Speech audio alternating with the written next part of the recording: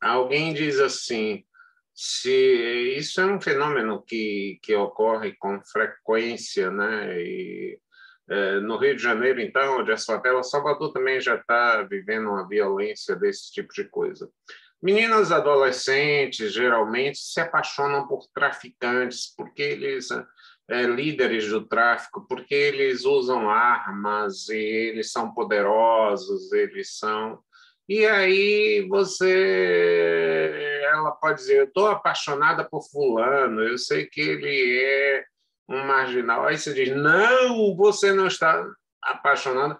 Bom, não tem como falsear essa coisa, não tem como discutir, porque é um sentimento que você brota sem que, na verdade, exista uma possibilidade de falseamento. Então, não há proveta de laboratório que possa dizer, deixa eu medir aqui o seu sangue para saber se isso é falso ou se é verdadeiro. Não há como, na verdade. Mas, em algum momento, eu posso ter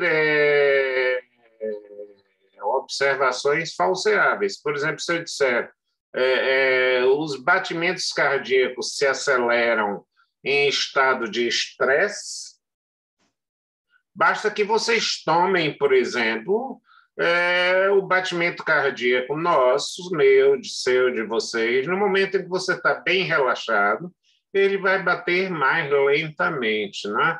No momento em que você está estressado, ele vai bater mais rapidamente. Isso é uma afirmação científica? É. Porque se você mostrar, olha, fulano fica estressado, mas o coração dele continua a bater no mesmo ritmo, aí você está falseando. O que é falseável foi falsificado. Aí eu já não vou mais poder dizer isso, né? Eu já não vou mais poder dizer isso. E aí, olha, isso vou abrir um parênteses. Eu, às vezes, já me chamaram até de professor parênteses, porque eu gosto, mas eu abro e fecho os parênteses, tá? Então, parênteses aberto,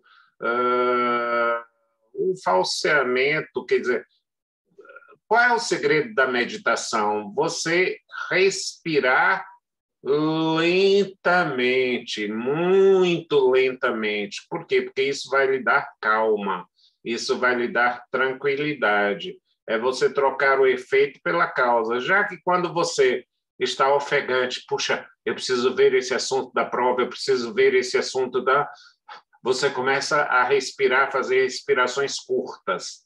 Quando você está bem relaxado ou dormindo, por exemplo, você faz respirações longas. Isso é falseável? É. Basta eu encontrar uma pessoa que tenha alguma coisa diferente disso. Mas se isso não consegue ser falseado, isso ganha áreas de cientificidade. Isso ganha áreas de cientificidade. Quer dizer, eu digo, então, o grande mote da meditação é tornar o que é efeito causa, ou seja, se o efeito da respiração ofegante é decorrência do meu estado anímico de estresse, eu vou, na verdade, produzir uma respiração lenta, porque ela vai, ao contrário, eliminar a causa, que é a causa do estresse, né? A causa do estresse. Então, essa falseabilidade e essa tentativa de falsificação, elas são, na verdade, momentos de checagem da cientificidade de uma afirmação. Tá, Celso, fechou o parênteses. Vamos agora trazer um tema muito, muito, muito delicado, que eu só posso trazer em início de aula, um segredo. Todo mundo fala, quem já ouviu falar aí, eu nem vou perguntar, no princípio da legalidade. Todos nós, quem é estudante de direito ouve falar do princípio da legalidade, e acredita nisso com a fé sagrada, com a fé inabalável, inquebrantável, e quantos mais adjetivos vocês queiram dar a essa fé, o princípio da legalidade. Primeira questão, quando eu afirmo que a legalidade é um princípio, isso é falseável? É falseável. Por quê? Porque se ela não estiver no princípio de tudo, ela for meio, ela for fim a ser alcançado, se ela for fim, ela não pode ser início, ela não pode ser princípio, né? O princípio, o meio e o fim, não é? Então, essa é uma questão de se a lei é princípio, ela não pode ser fim. Quer dizer, não dá para você juntar uma coisa que é ao mesmo tempo princípio, meio e fim. Vamos ver aqui, de vez em quando me dá vontade de botar umas letras de música, eu vou fazer isso com vocês. Se vocês não gostarem, me digam. Eu vou botar uma coisa hoje de Raul Seixas.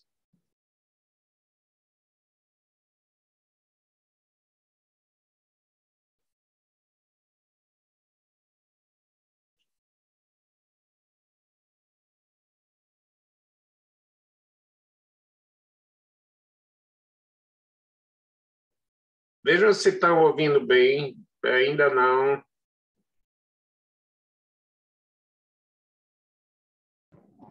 Ainda não, professor. E que nunca mais eu vou abrir.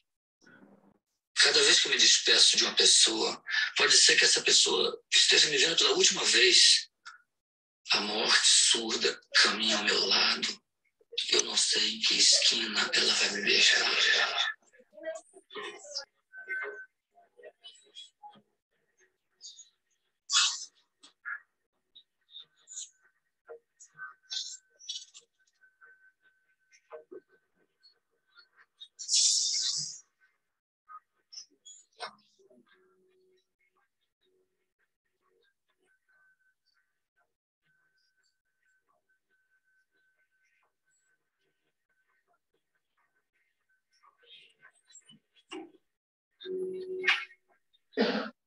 Professor, não dá para ouvir nada não, viu?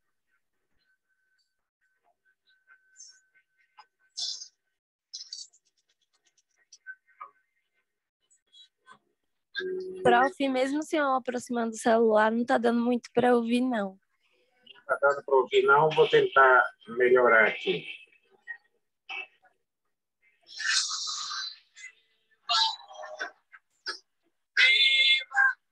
Agora sim. Sociedade alternativa, não adianta policiamento. Viva! Viva! A sociedade alternativa, que fica calado é que tá podendo. Viva! Eles ficam calados. Viva a sociedade alternativa.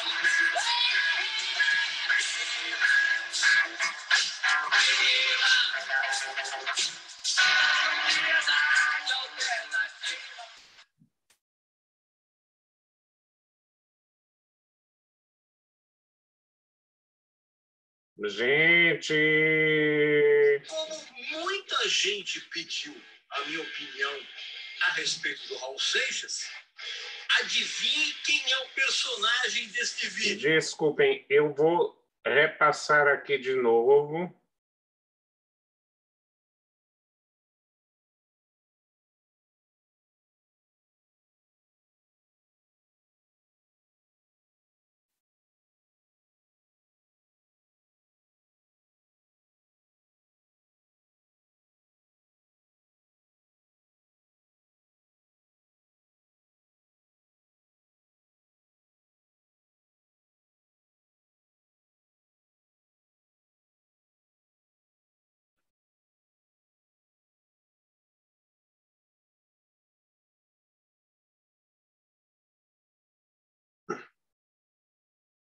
Santo Deus.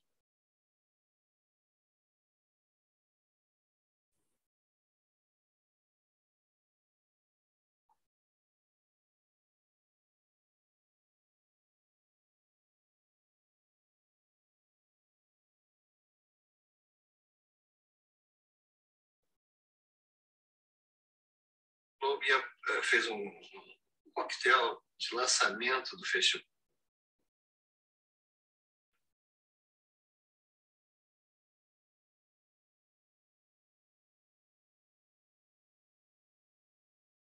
Agora vamos falar de uma lenda, a lenda Raul Seixas. O novo documentário revela imagens e histórias inéditas da vida de Raulzito. O Fantástico foi ao encontro de personagens fundamentais na vida do roqueiro. E eles mostram um outro Raul.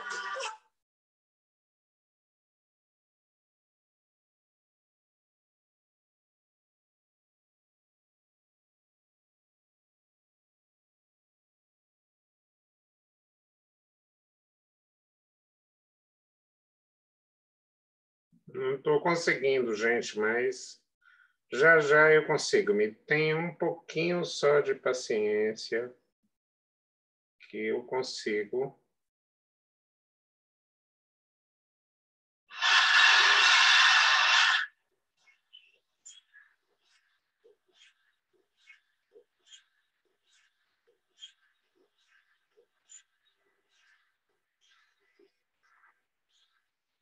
De todas as estruturas. Por isso que a música é fácil, é isso mesmo que tem que ser feito.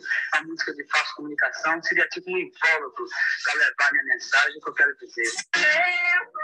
O baú está aberto. Acho que a gente saiu no tapa uma vez. Um filme definitivo sobre o maior mito do rock brasileiro. O Raul era doce, ele emanava flor. O Raul era vômito. Era rock and roll. Genial. E qual é a música do Raul que eu adoraria ter feito? Eu não fiz. Pô, Raul. Estou tentando ver, gente, mas essa coisa do improviso dá nisso, Celso. Deixa para lá, professor. Vou tentar ver aqui se consigo. Tenta mandar o link para a gente, professor, e depois da aula a gente assiste. Vamos deixar. Bom, o certo é que ele diz assim: eu sou o início, o fim e o meio. Quer dizer, isso é, na verdade, só uma linguagem poética, porque quem, na verdade, diz que é o início, o fim e o meio, na verdade, está burlando esses conceitos. Então, se a lei é um princípio, ela não pode ser nem um meio, nem pode ser um fim. Então, isso é falseável. Eu posso demonstrar que a lei não é um princípio, que a legalidade não é um princípio. Como, Celso, você pode dizer que a legalidade não é um princípio? Vamos imaginar o quê? Se eu disser para que serve a lei, eu já estou dizendo que ela tem uma função teleológica, que ela não vale em si mesmo, né? A um princípio vale por si mesmo, é autossustentável. Mas se eu pergunto para que serve a lei, quanto mais lei, melhor? Não. A lei serve para quê, gente? Para garantir a segurança jurídica.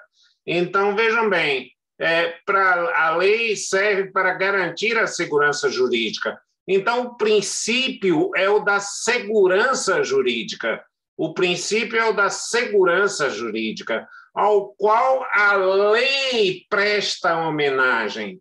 A lei presta homenagem à segurança jurídica. Vamos tentar imaginar que até a própria Constituição brasileira, e eu falo na Constituição brasileira, outro dia eu vou falar de outras constituições, ela diz assim: a lei não prejudicará o direito adquirido, o ato jurídico perfeito e a coisa julgada. Prestem atenção comigo, só para tomar esse exemplo da Constituição. O que é o direito adquirido? É ou não é uma forma de dar segurança jurídica? Eu adquiri o direito à aposentadoria, eu estou seguro. Eu tenho segurança jurídica, não é? Eu tenho segurança jurídica, não é? Se, na verdade, não há crime sem lei anterior que o defina, eu tenho segurança jurídica, que eu posso escolher alguma conduta se ela não estiver tipificada em alguma lei. Eu, na verdade, é preciso que a lei garanta essa segurança jurídica, não é? Então, o Código Penal, já dizia o meu professor Raul Chaves, é a carta de defesa do delinquente. O delinquente pode percorrer ali o Código Penal e dizer, se não tiver previsto como crime, não vai ser considerada delituosa a conduta. Então, a lei ela é serviçal, ela é genuflexa, a segurança jurídica. Então, essa segurança jurídica que está, por exemplo, no direito adquirido, no ato jurídico perfeito. Olha, se você já foi nomeado, já tomou posse, agora só sendo demitido. Não há porquê, na verdade, desfazer o ato de posse, desfazer o ato de nomeação, porque é um ato que já se completou. É um ato que, na verdade, já está absolutamente integrado, completo. Por exemplo, houve um caso que foi parar no Superior Tribunal de Justiça, que foi um caso deveras interessante. Um estudante de psicologia havia concluído todas as disciplinas e apresentado o trabalho de conclusão de curso e todas essas situações, estava apto a colar o grau, portanto, a ser reconhecido como psicólogo. E, nesse meio tempo, entre o fato e a data da formatura, ele foi flagrado em prática não condizente com o meio acadêmico, tendo relações íntimas com outra pessoa dentro da próprio ambiente da faculdade. É questão só de hora e lugar, né? Obviamente. Né? Então, a faculdade resolveu expulsá-lo. E o Superior Tribunal de Justiça disse não, ele já adquiriu o direito a concluir o curso, ele tem o direito adquirido a ser chamado de psicólogo. Se a partir daí ele sofrer razões ou ele for considerado uma pessoa inidônea, ele for considerado, já será outra questão. Mas não me venha mais expulsar da faculdade aquele que já completou, que já adquiriu o direito dessa situação. O que a lei está, na verdade, dizendo? Homenageando a segurança jurídica pelo direito adquirido e pelo ato jurídico perfeito. E a coisa julgada, o que quer dizer isso? Que você não pode ficar no tribunal o tempo inteiro. Só há um lugar há 2 lugares que eu conheço onde nada transita em julgado. Vocês sabem quais são? O boteco e a academia. Aqui, por exemplo, nós podemos rediscutir todas as coisas todos os dias. Não faz mal nenhum. Tudo aquilo que eu disse hoje, eu posso dizer amanhã, se os fatos vierem, ou eu posso contestar amanhã, ou vocês podem trazer. Nada transita em julgado na academia, como nada transita em julgado num bom boteco, né? No dia seguinte, você pode estar discutindo a guerra da Ucrânia, a eficácia da vacina, e hoje você tinha uma opinião e amanhã você já tem outra, se a pandemia existe ou se é uma fraude. Em suma, no boteco e na academia, nada transita em julgado. Mas na vida das pessoas é fundamental que mesmo a decisão errada, mesmo a decisão ilegal, ela, na verdade, possa convalescer. Por exemplo, se alguém, o Supremo Tribunal Federal ou a instância não recorrida, diz que alguém preencheu os requisitos para essa função, ou de que é filho de B, essa situação vai, na verdade, ficar imutável, porque o trânsito em julgado é uma das formas de garantir a segurança jurídica. E a lei tem que papel, gente? O de garantir a segurança jurídica. Aí, Celso, a pergunta que se faz é o seguinte: e se a lei estiver em embate com a segurança jurídica? Mas, Celso, como é que pode, se a lei é feita para garantir a segurança jurídica, se a lei é feita para garantir a segurança jurídica, como é que é possível a lei entrar em embate com a segurança jurídica? Eu vou dizer um estado qualquer, porque eu não estou me lembrando qual é o estado, mas suponha que seja Santa Catarina. Já chega de preconceito contra o Nordeste, eu poderia dizer o Piauí, ou a Bahia, ou o Maranhão, mas eu vou me vingar um pouquinho do pessoal do Sul, né? Vou dizer que é em Santa Catarina. O fato é real, gente, eu só não sei o estado. Foram construídas casas populares em área de preservação ambiental. Ora, essas casas jamais poderiam ter sido construídas nessa área de preservação ambiental. E aí o Ministério Público entrou com uma ação demolitória para demolir essas casas. E o tribunal disse o quê? Peraí, meu amigo. E onde fica a segurança jurídica? Essas pessoas se habilitaram, obtiveram o registro, tiveram a escritura, estão pagando as prestações e, de repente, você vai botá-las para fora a troco de quê?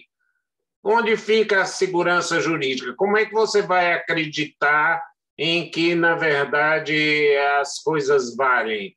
Eu sei que é ilegal, a construção dessas casas foi absolutamente ilegal, mas a segurança jurídica prevalece. Então, a segurança jurídica é, na verdade, principiológica. O princípio que norteia a criação da lei é o da segurança jurídica. Tanto que, efetivamente, em alguns momentos, você precisa, e olha que eu estou me arriscando muito, geralmente o pessoal diz, deixa para ensinar isso na pós-graduação. Eu digo, não, a verdade vale do alfabetização ao pós-doutorado. Então, o que eu estou tentando dizer a vocês é o seguinte, em dados momentos, se a segurança jurídica não está espelhada na lei, não é a segurança jurídica que vai ser sacrificada, é o espelho da lei que vai ser sacrificado. Então, ele não é principiológico. Principiológica é a segurança jurídica. Principiológica é a segurança jurídica. Nós não podemos viver inseguros, nós não podemos viver inseguros. A plebe romana, quando vocês quiserem me interromper, fiquem à vontade. Fiquem à vontade, porque eu sei que esse assunto tem uma certa complexidade. Isso mexe, Eduarda, com as nossas concepções arraigadas. Brian, mexe com as nossas concepções arraigadas, João Pedro, e, na verdade, não é fácil a gente receber sem um preparo. Obrigado aqui a quem colocou o início, o fim e o meio. Eu sou o início, o fim e o meio. Eu sou o início, essa é a parte da música, é verdade. Quer dizer, isso só existe poeticamente, né? Então,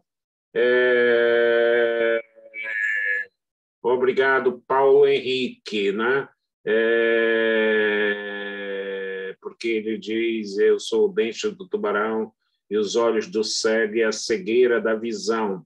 A mãe, o pai e o avô. o filho que ainda não veio, o início, o fim e o meio, né? O início, o fim e o meio. Isso é possível com uma licença poética, mas não é possível com uma lógica estrutural do nosso pensamento. A segurança jurídica é fundamental. Querem ver uma coisa? A plebe romana um dia disse: queremos leis, mesmo que injustas. Por que a plebe ia querer leis, mesmo que injustas? Para pelo menos eu saber como eu me comporto, como eu faço, como eu me rejo, como é que eu faço, na verdade, a minha prática de comportamento, né? Eu não posso ter uma lei mutante a cada dia, né? Nada será como antes quando não somos mutantes. Claro, eu não posso cada dia ter uma regra nova. Olha, que hora começam as aulas de direito administrativo? No primeiro dia da semana, às 10h40, no segundo, às 11h, no terceiro, às 9h50. Você disse, que bagunça é essa? Eu estou inseguro.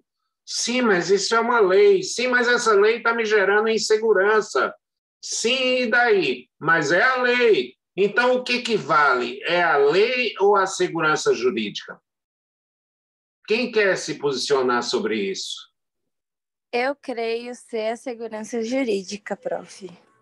Porque é o que traz, na realidade fática, né? A efetividade da lei. Então, meio que estão interligados os conceitos. É verdade, Annelisa. Eu acho que, na verdade, a segurança jurídica tem que ser proporcionada pela lei. E nós podemos até mostrar que a lei, às vezes, gera insegurança jurídica. Por exemplo, quando você vai interpretar a lei,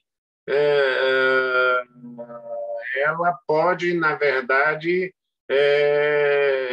ser absurda. Por exemplo, eu disse que há uma lei em São Paulo que proíbe vender pastel nas feiras livres.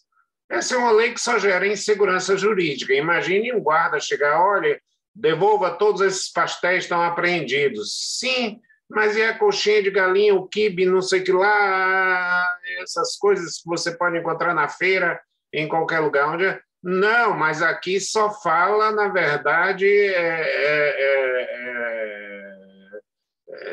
sobre esse tipo de coisa. A lei de licitações, gente, tem uma coisa que é uma pérola. Diz assim, é dispensável a realização de licitação para a compra de pães e hortifrutigranjeiros. Mas e de bolacha? Por que não? Qual é a preferência do legislador? Qual é a insegurança? Tá, isso aqui é um pão parecendo com bolacha. Não, mas isso é pão... Quer dizer, você vai gerar uma insegurança jurídica muito grande. Por isso que Alfredo Becker falou do carnaval tributário. As pessoas não se sentem seguras para atuar na esfera tributária porque são milhares e milhares de leis, portarias, resoluções, atos normativos e toda uma parafernália de normas que só contribuem para a insegurança jurídica. Mas a razão do direito, a ratio essendi, a razão de ser do direito é garantir a segurança jurídica. Então, a lei é mera serviçal da segurança jurídica. Imagine o seguinte, um cidadão no navio, vou abrir outro parênteses. A segurança jurídica, já me chamaram até de professor parênteses, mas e de outros apelidos menos leves. Por exemplo, vou contar a vocês, dentro do parênteses aberto, quando eu fui fazer o doutorado na Universidade Federal de Pernambuco, eu não consegui, naquela época era muito difícil, não consegui licença para viajar para Pernambuco, para fazer meu doutorado, mas eu queria fazer meu doutorado, era importante. E hoje se dá a todo mundo que pede licença para fazer o doutorado, mas na época não me deram. E, em função disso, eu tive que faltar a algumas ou a um número expressivo de aulas. E aí os alunos passaram a me chamar, havia uma propaganda na época, de professor Carlton, um raro prazer.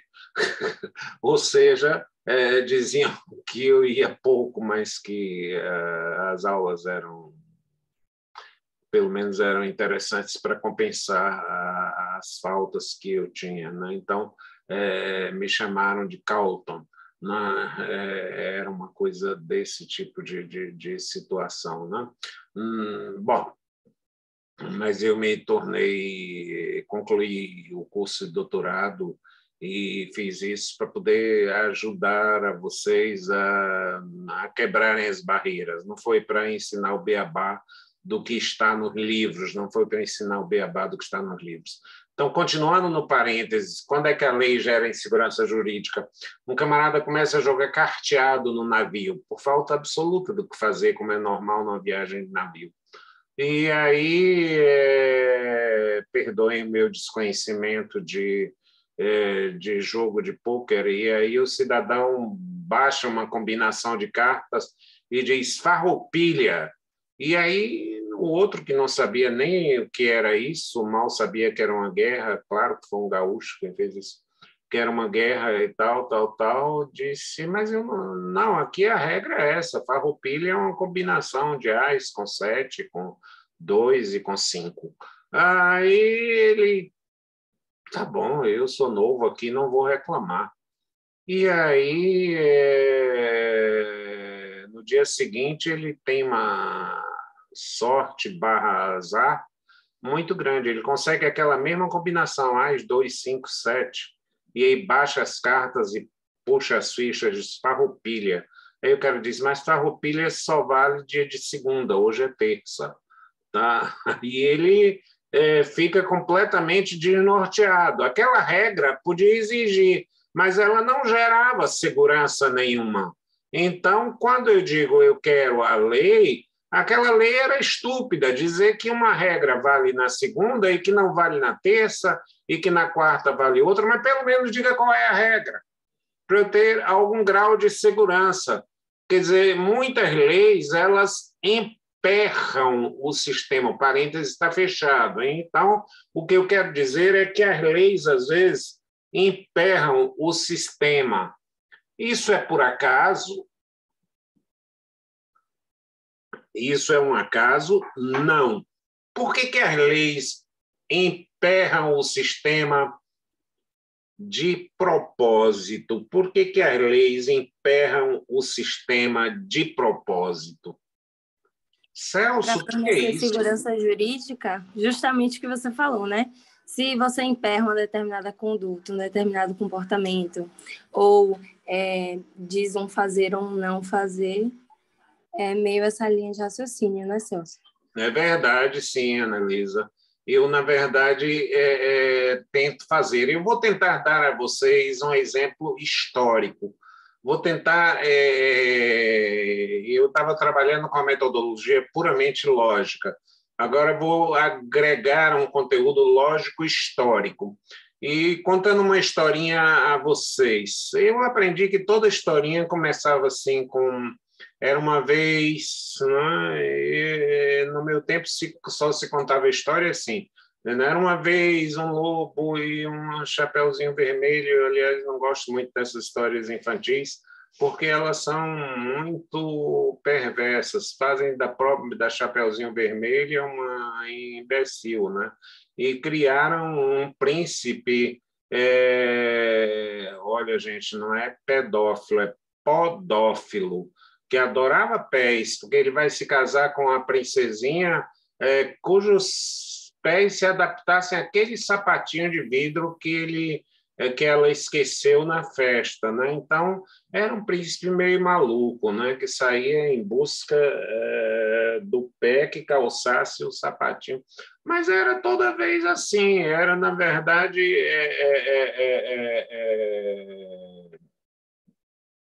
uma vez de historinhas, mas eu vou contar uma historinha mais verdadeira, né? Na época do feudalismo, nós não tínhamos as monarquias estruturadas, o Estado não tinha a estrutura forte que tem hoje, o Estado não tem a estrutura forte que tem hoje. E a classe burguesa ascendente começava a pagar impostos em cada feudo que ela passava. Em cada feudo que ela passava, ela pagava um tipo de imposto. E ela se revoltou, porque, olha, eu já paguei, passei com minha farinha, com meu feijão, com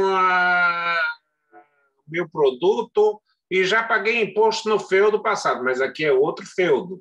Sim, mas eu vou pagar tudo de novo. Vai, aqui é outro feudo, você não passa. Então, o senhor feudal era muito forte. A burguesia aí, que se reunia nas feiras livres, no Burgos, né? O Burgos era o lugar de reunião daquelas pessoas, né? E eles se reuniram e disseram, vamos fortalecer o rei para, pelo menos, pagarmos um imposto único e derrubar esses senhores feudais. Aí, como eles ganhavam dinheiro da venda dos produtos, resolveram fortalecer o rei, essa história é verdadeira. E fortaleceram a monarquia com armas, com tudo, passou a apagar o feudalismo da história, né? Então, o senhor feudal é que passou a ter uma figura coadjuvante, passou a ser um figurante. Ele que era o protagonista virou figurante. O protagonista, quem passa a ser? O rei. E aí o rei, como é que ele devolve isso à burguesia? Ele devolve isso à burguesia cobrando impostos únicos, sim, mas exorbitantes, que valiam mais do que a soma de todos os feudos que ela passava. E aí o que acontece? A burguesia ficou brava da vida, né? A expressão que eu ia dizer era menos acadêmica, né? Ela ficou muito brava, né? A academia tem seu ritual de linguagem, né? Mas vocês entenderam o que eu quis dizer, né? E ela aí disse, puxa, eu que me insurgi para não pagar tantos impostos fracionados, agora estou pagando uma soma num valor único e esse rei não me agradece porque fui eu quem o fortaleci. Aí o que ela faz? Exemplo disso é a Revolução Francesa. A Revolução Francesa é a destruição da monarquia para prestigiar a burguesia, também chamada Revolução Burguesa ou a Revolução Liberal. E aí ela disse, o rei é mau, o rei nos cobra impostos, o rei nos toma terras, o rei nos impede de protestar, o rei nos impede de fazer uma série de coisas. Então, vamos limitar o rei, vamos criar um freio para esses reis. E qual é o freio que eles criam para esses reis? A lei. Eles dizem, para que nós tenhamos segurança de que o rei não vai mais invadir a nossa vida, vamos dizer o seguinte, que o rei só pode fazer o que a lei mandar, que nós, cidadãos, vamos poder fazer tudo o que a lei não proibir, mas o rei só o que a lei permitir. Tem uma diferença disso? O rei só pode fazer o que a lei estabelecer, e eu, cidadão, posso fazer tudo o que a lei não proibir. Vocês percebem que a dimensão ontológica, existencial desse enunciado é diferente? Quer dizer, uma coisa eu sou livre para fazer. Qual é a lei que me proíbe isso? Outra coisa é a administração. Qual é a lei que lhe autoriza isso? Então, a lei foi feita como um instrumento de garantir a segurança jurídica dos cidadãos, tanto que as constituições de origem francesa enumeram como garantias e direitos individuais, sobretudo aquelas contra o Estado. O Estado não me desapropria, o Estado não me confisca meus bens, o Estado não cerceia a minha liberdade de expressão, o Estado não me tributa com efeito de confisco, o Estado não, para proteger e para dar segurança. Era uma série de negativas. Quando o Estado se torna provedor, e essa é uma questão que a gente vai ver depois, o Estado, na verdade, ele precisa ser mais ágil, mas ele estava amarrado por quem? Pela lei. Então, a lei era uma grande amarra. Quer dizer, a lei nasce, datada historicamente, como uma segurança dos cidadãos. E é isso que os cidadãos querem, segurança. Eles não querem uma lei que vale hoje e de manhã e já não vale na parte da tarde, porque isso vai gerar insegurança. É a mesma lei, mas, na verdade, ou é outra lei e que, na verdade, vai me gerar profunda insegurança. Vocês estão percebendo essa distinção entre lei e segurança jurídica? Porque o que eu estou querendo incutir na mente de vocês? Ou melhor, provocar a mente de vocês, trazer a dúvida para a mente de vocês, de que o princípio é o da segurança jurídica. Ninguém vai perguntar a você por que você quer ter segurança. Ora, droga, e você quer ser inseguro? Mas eu posso perguntar, por que você quer mais leis? Já não chega de leis? Será que o país vai resolver essa coisa simplesmente com as leis? Será que, na verdade, que basta para fazer?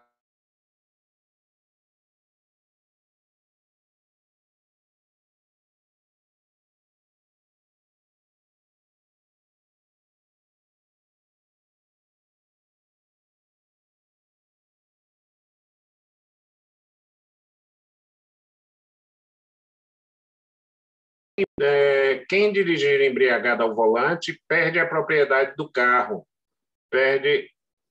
Minha conexão com a internet está instável? Não, voltou ao normal. E então, qual foi a vantagem? Ao invés de 40% de incidências de pessoas dirigindo ao volante, isso caiu para 10%. Ora, a lei tornou as pessoas seguras? Tornou. Trouxe menos danos do que aquela lei brasileira que criminaliza, que marca o cidadão para a vida inteira? Sim, porque você pode até dizer, meu carro foi roubado, não precisa explicar que se o carro foi apreendido porque você estava bêbado, não. Quer dizer, não precisa expor nos jornais que você estava embriagado e por isso foi punido, criminalizado e teoricamente, só teoricamente preso, né? Ou preso em flagrante, liberado depois, mas você estigmatiza o cidadão. Então, a lei ela precisa dar um grau de segurança com um incômodo mínimo possível para o cidadão, com um incômodo mínimo possível para o cidadão, com um incômodo mínimo possível. Isso está claro para vocês? Alguém gostaria de discutir esse tema aí? Quais são os limites da lei? Se a lei é princípio, ela não deveria ter limites, ela deveria se sustentar por ela mesma. Para que você quer mais? Para que você quer segurança? Ora, eu preciso de segurança até para eu saber como eu me comporto, né? Até para eu saber como eu me comporto, né? Eu era coordenador do curso e um professor avisou a turma que já vou, Júlia, concluo só esse raciocínio e terei prazer em ouvi-la. Um professor avisou o seguinte, olha, semana que vem eu não darei aulas porque estarei viajando, mas cancelou a viagem e resolveu dar aulas. Os alunos se revoltaram. Ele disse, não, mas está no calendário, eu simplesmente ia viajar e não dei aulas, etc. e tal, mas como eu não ia mais viajar, que sentido fazia eu deixar a aula?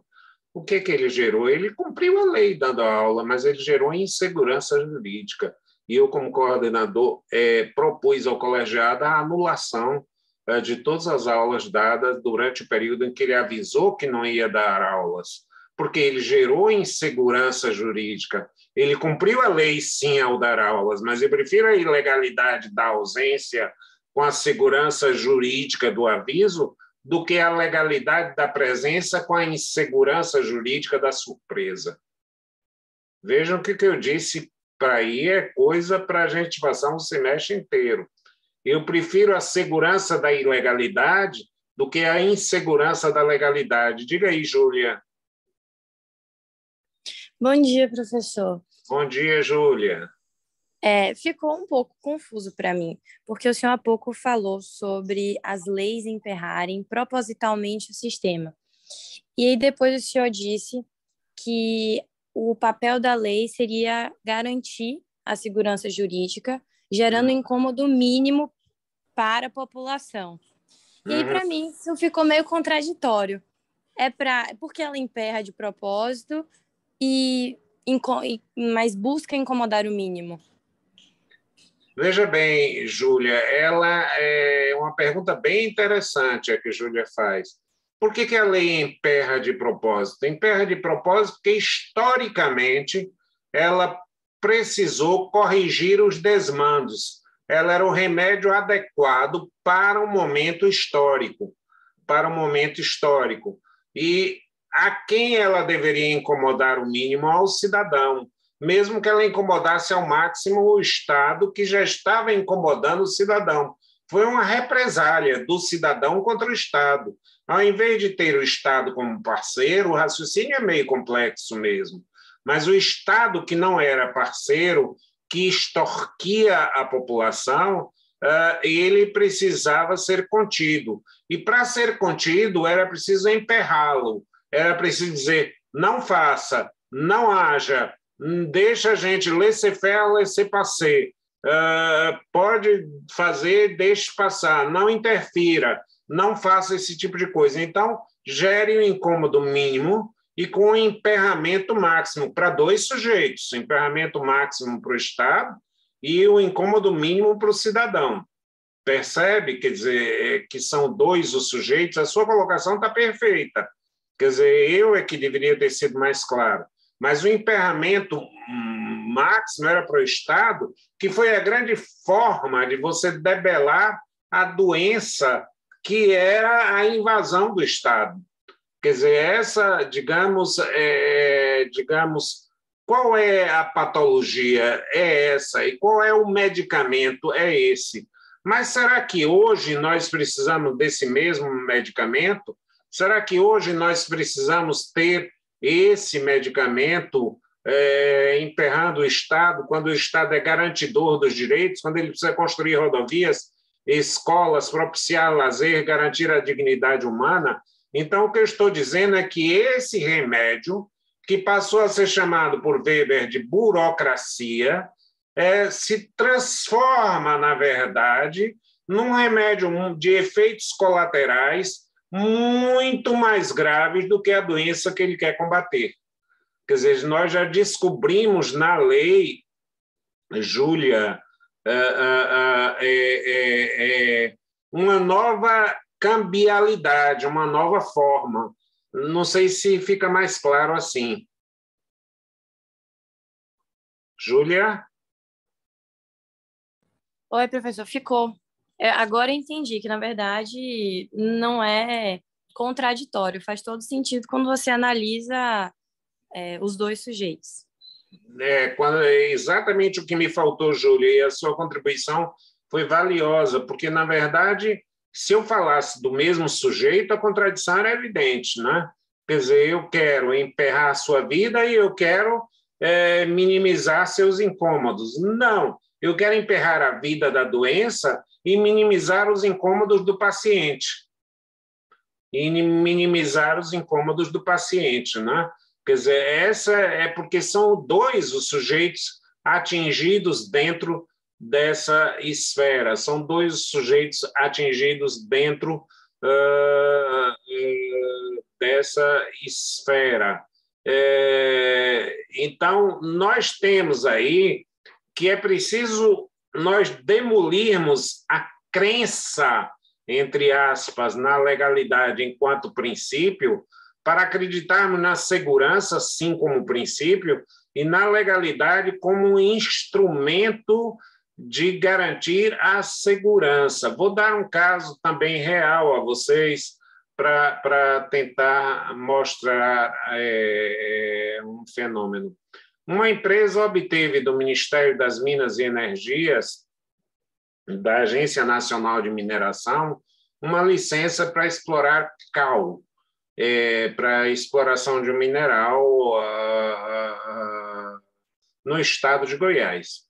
E depois a Agência Nacional de Mineração descobriu que esse cidadão fraudou uma série de documentos. E aí, qual era o caminho? Anular a licença de exploração daquele minério. Né? Mas o cidadão, muito esperto, já tinha transferido a propriedade para outro minerador, que já trabalhava com 200 e poucas pessoas, e eles foram verificar que ele estava usando todas as regras normais da mineração. O que ele passou a fazer, o que o Ministério fez, é uma decisão muito histórica, muito interessante. Ele validou aquela licença espuriamente dada. Quer dizer, ele disse, agora eu não vou mandar embora 200 e tantas pessoas só para o camarada pedir uma licença em seu nome, dizer a transferência da licença foi irregular, mesmo que você pudesse tê-la obtido, é o que a lei mandaria, em seu nome próprio, com outro tipo de documentação. Vamos ratificar esse tipo de situação. Vamos ratificar esse tipo de situação. A segurança jurídica, ela sempre vai prevalecer, olha o que eu estou dizendo. E aí, de novo, eu tenho uma afirmação falseável e tentem falseá-la. A segurança jurídica sempre prevalece sobre a lei. Nós tivemos um caso aqui da criação de um município de Luiz Eduardo Magalhães.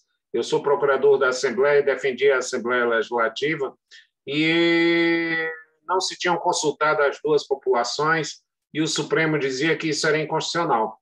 Só que quando a matéria foi para o Supremo Tribunal Federal, resumindo, já estávamos no segundo mandato, no meio do segundo mandato do prefeito, e o município tinha crescido exorbitantemente, e hospitais, e até comarcas, juízes, etc.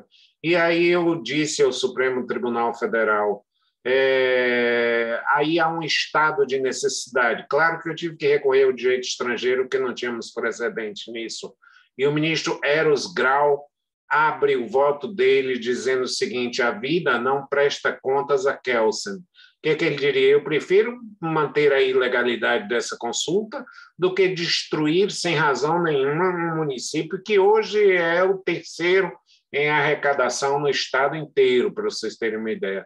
Então, é uma ideia do consequencialismo, e aí eu estou introduzindo uma ideia do consequencialismo jurídico que desmonta aquela frase romana fiat justitia pereat mundus, faça-se justiça e que o mundo pereça.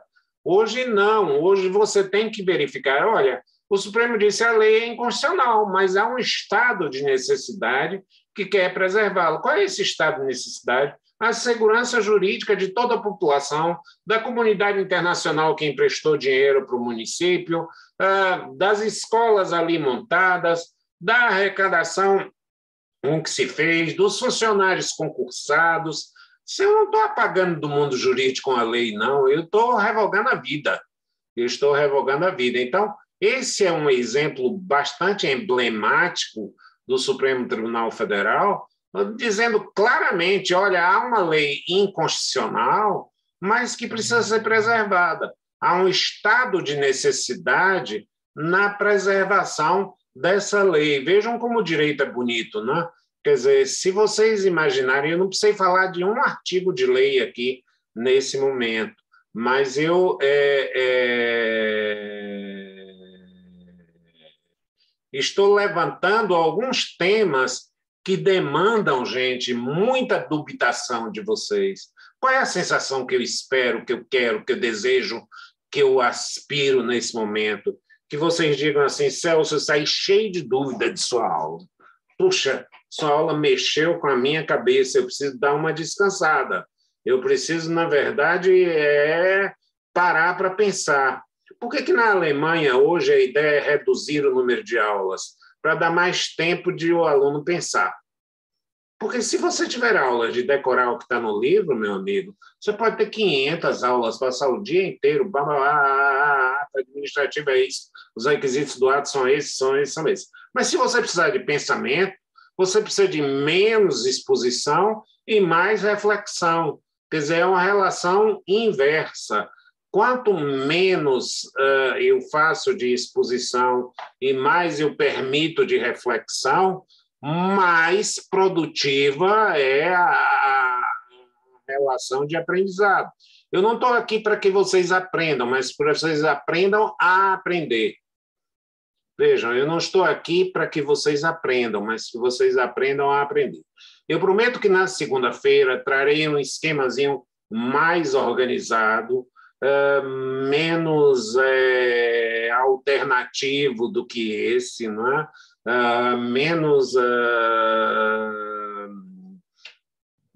Não menos provocativo. Eu vou continuar provocando vocês até o fim dos dias, porque vocês vão continuar vinculados a mim por todo o tempo em que eu viver, em que vocês viverem, em que tivermos.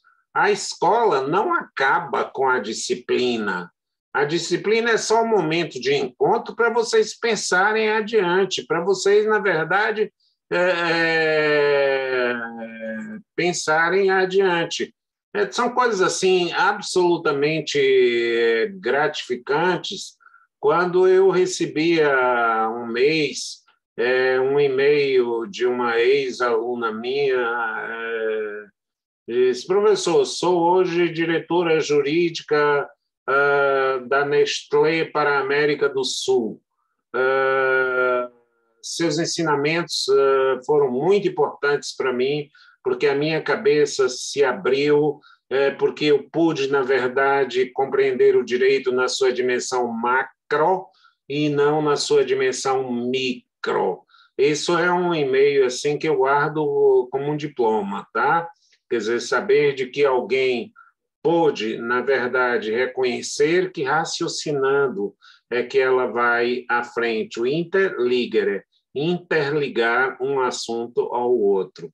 Eu quero agradecer a vocês o tempo, a dedicação, a paciência, o atraso involuntário de hoje, mas com o cuidado de avisar a vocês no WhatsApp, que já se mostrou uma ferramenta útil, né? Ainda bem que vocês não chegaram antes, né?